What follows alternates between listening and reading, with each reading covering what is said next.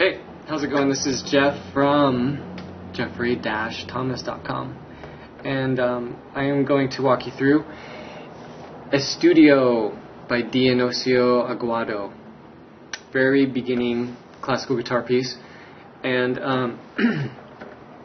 you don't really have to play this on classical guitar. A lot of my students are playing on steel string acoustics, electric guitars. This is very cool to start with for learning how this works, right? The right hand, super important. So on that subject, thumb, pulgar. That's the Spanish name, pulgar. I'm probably not saying that right. Indio, index finger. Medio, middle finger, right? Anular, ring finger. Chiquita, pinky, small. Those are the Spanish names. There's also Latin names, and sometimes, to point out some discrepancies, you will see T for thumb.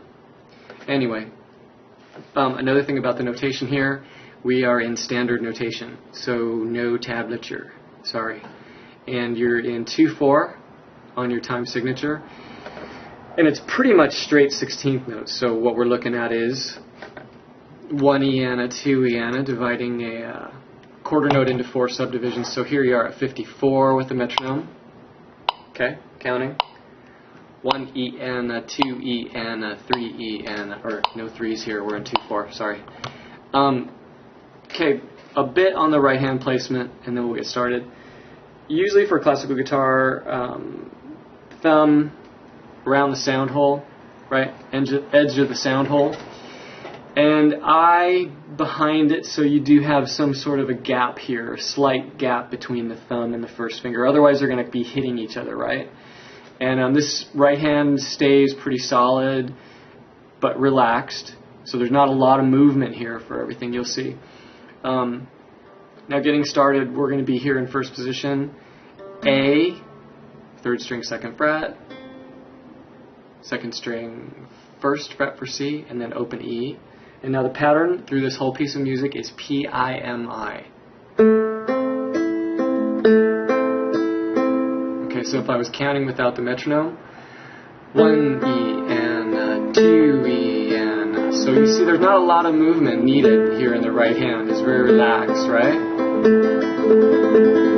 Even when you start to go up to faster speeds. That's really important, and it's not, you're not chasing the strings, right? Everything's kind of in place. Moving to the second measure, we have a G sharp. Okay, so we have there's an open G, and then a sharp raises the note to the 1st fret there. So that's G sharp. Then open B, open E. All right, and then moving to E on the 4th string, 2nd fret, and then open B, open E. 3rd measure in. Normally B is played open, right? 2nd string open. This time we have B on the 3rd string at the 4th fret with your pinky. Now, anytime you're dealing with traditional notation for jazz, for classical, for whatever, number in a circle is going to tell you what string. That's super important. Okay, number in a circle is underneath usually the notes and telling you that that note is supposed to be played on that string. In this case we have B on the 3rd string. Okay, so that whole measure is, right? Then the last measure of the top line, and then the 5th string open. Okay, moving into the 2nd line. Now make sure you're checking out the natural note sheet for guitar, because it'll make sense of this. It's going to map out the open notes all the way up to the 12th fret and give you a good idea of where things are. Super important. Okay, 2nd line. Starting the same as we did in the 1st measure. Now moving to a C sharp. C sharp on the 2nd string at the 2nd fret, 2nd finger. And now F, 4th string, 3rd fret. D, 2nd string, 3rd fret with the pinky. And then F again on the 1st string. Now the only difference in the next beat is you just take your 3rd finger off. and play the open D. So, okay. Moving on, third measure in on the second line. Okay, then a G sharp again. Always continuing with P-I-M-I, and I need to point out that we're using a free stroke, which means that you are gliding over the strings. That's a free stroke. Rest stroke is where you're actually resting on the strings. So for arpeggios and for speed, very light, no time for resting down here, right? Okay. Last measure of the second line. And then ending on a quarter note on beat 2. Okay, the start of the third line, starting out the same, this little A minor chord, then, right, G, B, and then F there. Keep the F down, bring the third finger over to the 6th string at the 3rd fret, and then, so that measure, right, third measure of the third line.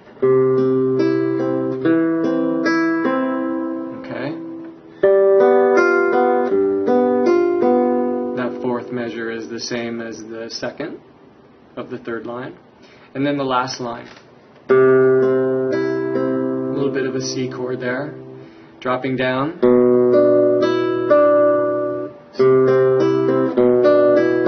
Okay. And then to open A.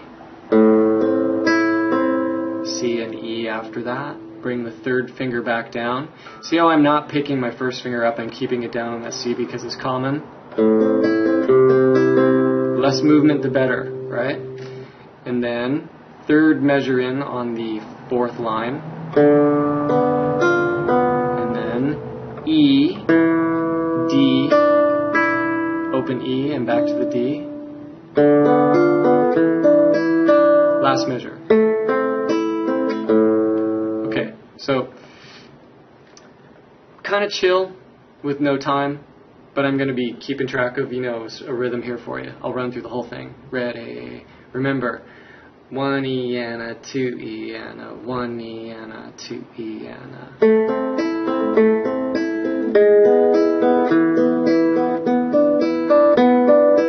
Right?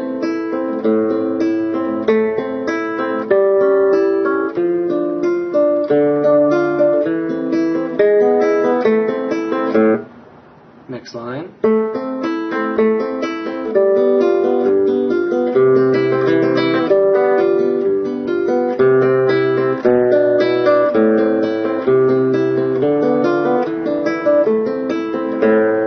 Okay, so you don't have to, cut that last note off if you don't want to. Okay, now that's without, tempo, sort of fluctuating a bit. Now, you should be practicing it with strict tempo. So here's a bit of that at 72. The piece is actually up. It's supposed to be allegro. Allegro 120 is the slowest allegro. Here we go. Ready, go.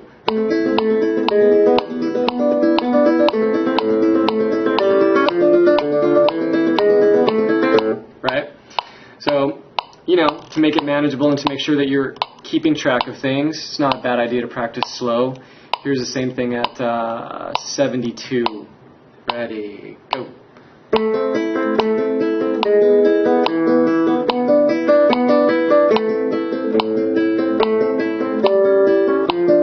Okay, so on and so forth. Now, don't play outside of your hands. This is an important rule that I need to remind myself of all the time.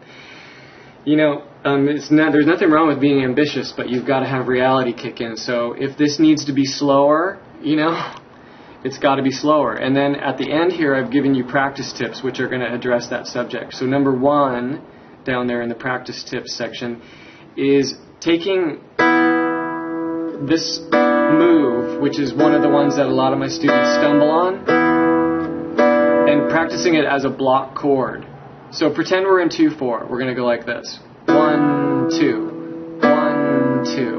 1, 2, so on and so forth. So you work that little switch over and over until it's cool, until you've got it. Now down here in the right hand, I'm springing away from the guitar just to practice them as a block chord. Still using PIM, by the way. Now with time, that would be, where are we at? 60. 1, 2, 1, 2, 1, 2, right? If you need to slow it down to whole notes, 1, 2, 3, 4.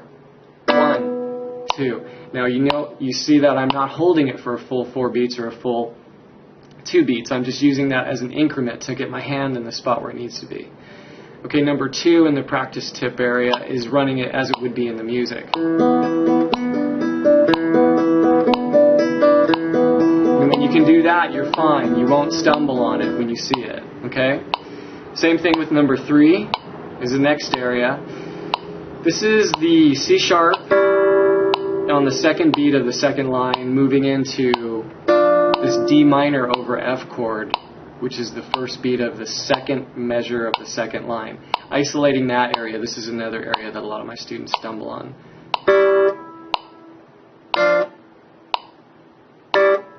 Half notes, making my move quick, right? If you need to go to whole notes, 2, 3, 4, 1, 2, just to get the muscle memory, then put it into motion as it is in the music. Right? Number 5 is where does that happen in the music? That happens at the last line, the first measure of the last line. For some reason, whenever we introduce this pinky, there's a bit of confusion for the left hand, right? So here you are again, I'm at 60 on the metronome, and half note switching, block chord, right? Then if you want to be a hot shot, quarters. Every beat. When you can do that, right, you're not going to have trouble. And then as it is in the music, number 6, over and over. Super important to be able to isolate these little areas. Number 7 is the third measure of the last line. This chord. And once again going to the E, the D, and then the open E. Second finger, pinky again. Seems to be just a little bit of a problem. Okay, so here we are at 60, half note, go. Right? And then okay, so 16th note subdivisions. For classical guitar, if you want to if you're on a classical guitar, I recommend it because it's going to be using different patterns of the right hand. I and M and A, I and A, all these different combinations to get this nice and balanced, this right hand. Or, just for acoustic guitar or electric guitar, pick out the 16th note divisions for guitar. It'll cover the acoustic and the electric. And then the other thing you want to check out for sure is the natural note sheet, which is going to get you all of your open notes all the way up to the 12th fret with the natural notes on each string. Super important to start seeing how guitar music is on paper without having to depend on tablature all the time, right? Okay, so I hope that was cool, and I will maybe hear from you. All right. See ya.